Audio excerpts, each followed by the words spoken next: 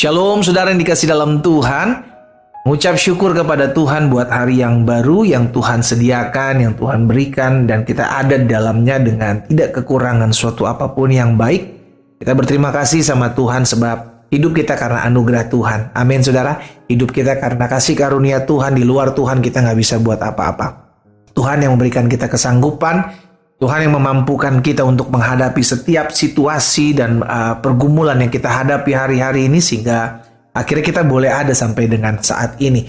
Itu sebabnya hari ini kembali saya mengajak setiap umat Tuhan dimanapun Bapak Ibu Saudara berada untuk kita sama-sama kembali merenungkan firman Tuhan. Ya, kita berdoa, kita datang sama Tuhan. Bapa, kami mengucap syukur buat hari yang baru. Kami mengucap syukur buat pemeliharaan Tuhan. Kami mengucap syukur buat kasih karunia Tuhan. Kami mengucap syukur karena Tuhan tolong kami. Hari ini kembali kami akan merenungkan firman-Mu. Kami percaya Roh Kudus sampaikan sesuatu bagi kami, mengajari kami, mendidik kami, menuntun kami sehingga kami mengerti akan kebenaran yang memerdekakan kami. Bersabdalah atas kami di dalam nama Tuhan Yesus Kristus. Kami berdoa. Haleluya. Amin. Amin. Saudara dikasih dalam Tuhan, suatu kali Yesus membentangkan sebuah perumpamaan di hadapan orang yang menganggap dirinya benar, ya, dan akhirnya berdampak memandang rendah semua orang. Kita sudah dibenarkan, betul, tapi kalau kita sudah dibenarkan oleh pengorbanan Yesus Kristus, dampaknya harusnya menjadi berkat buat orang lain, bukan jadi batu sandungan. Nah, ini ada orang-orang yang menganggap dirinya benar dan memandang rendah semua orang, ya. Jadi ada orang Farisi dan ada seorang pemungut cukai. Nah, di ayat 11 dari Lukas 18, ayat 11 dan 12, Yesus membentangkan tentang orang Farisi ini, saudara.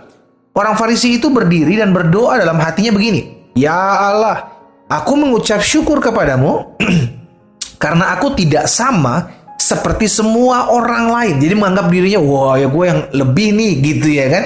Aku berbeda dengan semua orang lain, tidak sama seperti semua orang lain. Bukan perampok, bukan orang lalim, bukan pezina, bukan juga seperti pemungut cukai ini, gitu loh. Sehingga akhirnya menganggap diri orang benar untuk menyerang orang yang tidak benar. Ini juga berbahaya, saudara. Ya, ayat 12. Aku berpuasa 2 kali seminggu, aku memberikan 1/10 dari hasil dari segala penghasilanku. Saudara, kalau kita tahu bahwa kita sudah dibenarkan, maka harusnya berdampak untuk semakin lebih rendah hati. Sama-sama bilang sama saya harus semakin lebih rendah hati. Orang yang hidupnya sudah dibenarkan, dia akan mengalami kasih Allah. Dan orang yang mengalami kasih Allah, nggak bisa enggak, dia akan melihat setiap orang dengan kasih. Karena apa? Karena dia sudah mengalami perjumpaan dengan Allah. Nah, berbeda dengan orang Farisi ini, saudara, yang menganggap dirinya, oh saya orang benar.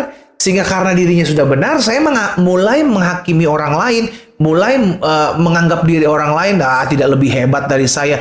Lu mah di bawah gua lah. Lu mah orang berdosa. Oh, lu nggak layak dekat-dekat gua. Oh, lu bukan kumpulan dengan kumpulan gua. No, itu yang dilihat Tuhan Yesus sebagai orang yang sombong, orang yang congkak, orang yang angkuh. Namun hari ini saya mau ngajak setiap kita untuk mengerti, menyadari betul siapa kita. Betul, kita orang benar, bukan cuman orang yang menganggap dirinya benar. Engkau sudah dibenarkan oleh pengorbanan Kristus Yesus di atas kayu salib. Tapi buahnya atau sesuatu yang dihasilkan dari apa yang menjadi pembenaranmu di hadapan Tuhan harusnya lebih rendah hati. Karena Yesus berkata, belajarlah kepadaku sebab aku rendah hati. Aku lemah lembut dan rendah hati dan jiwamu akan mendapatkan ketenangan. Berarti kalau kita percaya kepada Yesus, harusnya kita belajar dari Yesus. Yesus rendah hati. Tidak mulai menghakimi orang, tidak mendakwa orang, hanya oleh karena hidupmu benar, maka engkau mulai menyalah-nyalahkan orang yang salah. Saudara dikasih dalam Tuhan, dilihat Tuhan salah kita, saudara. Ya, hari ini saya ajak setiap kita anak-anak Tuhan yang kita tahu kita sudah dibenarkan. Karena itu hiduplah lebih rendah hati lagi, ya. Belajar untuk lebih rendah hati lagi, saudara. Karena itu yang menjadi kerinduan Tuhan. Dalam Mazmur 25 ayat 9, Mazmur 25 ayat 9, pemazmur bilang begini, perhatikan. Iya, Tuhan membimbing orang-orang yang rendah hati menurut hukum. Jadi yang dibimbing Tuhan, yang diarahkan Tuhan, yang dituntun Tuhan adalah orang-orang yang apa, saudara? Yes, Orang-orang yang memiliki kerendahan hati. Orang-orang yang rendah hati menurut hukum akan dibimbing Tuhan. Berarti orang-orang yang tinggi hati gak akan dibimbing. Kenapa? Karena susah.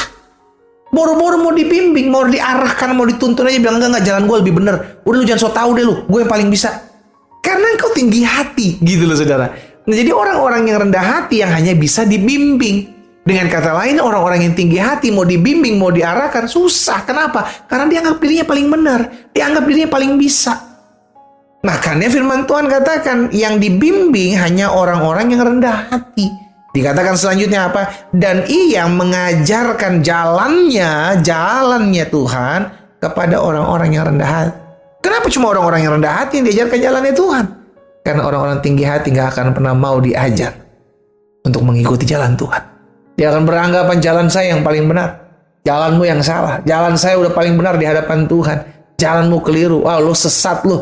Gua yang paling benar. Lu gak benar, lu gak sesuai dengan kemauan Tuhan. Gua yang paling mengikuti kemauan Tuhan. Saudara, ini yang berbahaya. Ya, ini yang berbahaya. Hati-hati. Harusnya semakin kita kenal Tuhan, semakin kita rendah hati. Semakin dekat dengan Tuhan, semakin buah kerendahan hati itu ada dalam hidup kita. Karena itu yang Yesus ajarkan, belajarlah kepadaku, sebab aku lemah lembut dan rendah hati. Hari ini saya ajak setiap kita anak-anak Tuhan yang mengambil waktu untuk merenungkan firman Tuhan melalui program Bible and Coffee. Ayo sama-sama yuk, tunjukkan buah pengenalan kita akan Tuhan. Dengan cara apa? Merendahkan hati kita. Ya, orang yang rendah hati gak perlu diangkat, saudara. Tuhan sendiri yang angkat. Semakin kau rendah hati, semakin Tuhan angkat hidupmu. Namun sebaliknya, orang yang meninggikan diri untuk ditinggikan, yang ada malah direndahkan. Kenapa? Karena itu firman Tuhan. Barang siapa merendahkan diri, dia akan ditinggikan. Dan barang siapa meninggikan diri, dia akan direndahkan. Kita tahu kok, yang patut ditinggikan cuma Tuhan. Iya kan? Kalau kita sudah dibenarkan, kita sudah ditebus, kita sudah mengalami keberkatan Tuhan, kita sudah mengalami pertolongan Tuhan, kita sudah diselamatkan, kita melakukan kegiatan-kegiatan keagamaan kita, kerohanian kita, tanda kita dekat dengan Tuhan. Namun jangan mulai menghakimi, menuding bahwa orang-orang ini, lu gak lebih rohani dari gua. Lu gak layak dapat berkat Tuhan. Lu yang lebih layak, gua nih yang lebih layak. Karena gua lebih rohani. Gua rajin, gua beribadah, gua rajin berdoa. Engkau sedang menyombongkan dirimu di hadapan Tuhan. Dan tanpa engkau sadari, engkau sedang menjatuhkan dirimu. Di hadapan Tuhan kau akan dijatuhkan. Karena engkau menganggap dirimu yang paling iya. Ya, semakin orang mengenal Tuhan, maka seharusnya buahnya adalah semakin rendah hati. Karena Tuhan yang ditinggikan. Tuhan yang ditinggikan, kita yang semakin rendah. Tuhan yang semakin besar, kita yang semakin kecil.